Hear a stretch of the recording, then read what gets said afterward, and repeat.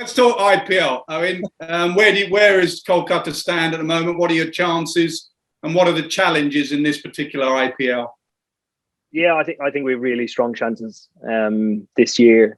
I think going through the experience last year, my first year as captain, Brendan McCullum's first year as coach, learning more and more about the players will benefit us a huge amount this year. And I think areas that were of concern last year, we've had a really good auction and good recruitment process in getting new players in that offer different things when it comes to selection. And I think given that we play at more and different venues this year, that gives us more options than ever.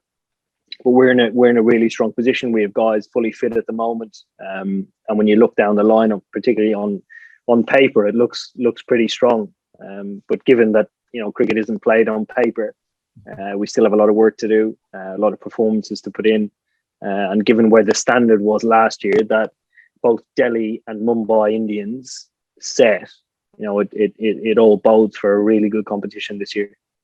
You're going as an overseas captain as well. That must be exciting, but fairly daunting, I suppose. Not quite daunting. I started last year back at Calcutta as vice captain, and that allowed me actually to build back relationships that I've had with guys over the years, and also get to know the new guys as games went on. So then when captaincy opportunity came, it actually wasn't daunting at all. It was a nice way to actually ease into what I'd already been doing with some of the bowlers and the rest of the squad, familiarizing yourself with their games and figuring out how to get the best out of them. So going through that process and learning from last year, hopefully I can benefit from that this year.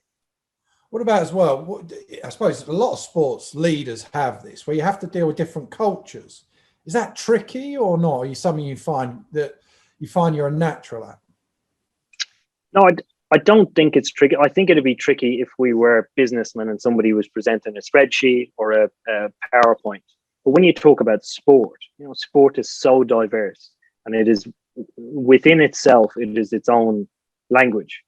And it speaks volumes about, I suppose, the power of it, but also the level of understanding that you have between players and in a changing room. From Middlesex to Finchley to Calcutta, the dynamics of a changing room do not really change. Guys still love when bats arrive and brand new kit arrives and you get treated well, and somebody gets 100 and reacts, and somebody takes a wicket, and the level of understanding at the end of a bowler's mark is still the exact same. Are you in that point now? We had Dinesh Karthik was doing stuff for us on the White Ball series, and he was saying, as we know, that in India, you win something, you're right up there. I mean, you're like almost open bus top parades and everyone comes to see you, but then you lose and it's the opposite. And it just, you're almost burning effigies and all that type of stuff for the Indian cricketers. Are you aware of that as a captain? Do you feel that as an IPL captain? Yeah, I'm well aware of it happening. You hear stories, particularly, when the national team doesn't do that well and the team either comes home or guys go home to their house, and it's very difficult to get away from.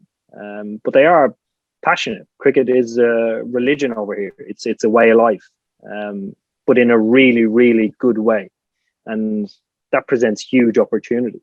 But it still doesn't really change what I do or how I apply myself as a captain. I don't tend to keep in touch with stuff when I play international cricket or cricket for Middlesex, but when I have time off, I do. I engross myself in the game and in other sports. But that'll be the same case while I'm here. What about go to the 100? I'll ask you one question. I mean, you and Warne are doing captain and coach. Does that mean you're going to have 7 slips, 2 gullies, just attack, or not?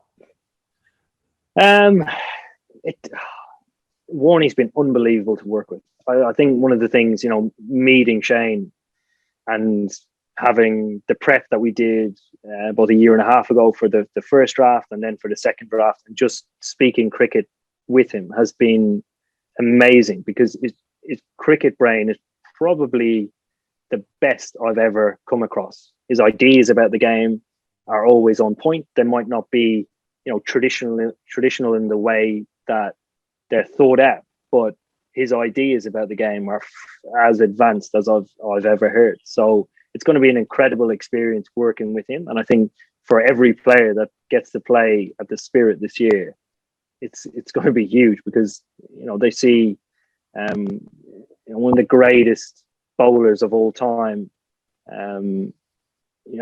dishing out all this experience on point about the current game, even though he hasn't played in maybe 20 years. And it's incredible. Final question from me, Morgs. You're trying to win both World Cups, 50 overs, 20 over World Cups. Never been done before. What are the chances? Where do you stand right now for that goal? Yeah, I think we're actually quite a strong chance. When you consider there's 2 World Cups, 2 T20 World Cups and a 50 over World Cup, I think by the time we reach the 50 over World Cup, there will be dynamics of the 50 over game that will actually be replicated even more so, similar to T20 then. So providing we're in a really strong place for the 2 T20 World Cups, it then presents an opportunity for the 50 over World Cup down the line. And given the pool of players and the talent that we have, our chances of going, competing and winning are a lot better than they were pre-2019. And I think the things that we can do between now and then in bilateral series to replicate it is to continue to learn and win. And that percentage of winning at the World Cup will increase, because obviously you're winning a lot more, so your chances improve. Morgs, I think we've kept you much longer than we said we would. So thank you very much for your time. You've been brilliant. Thanks, lads. Thank you very much.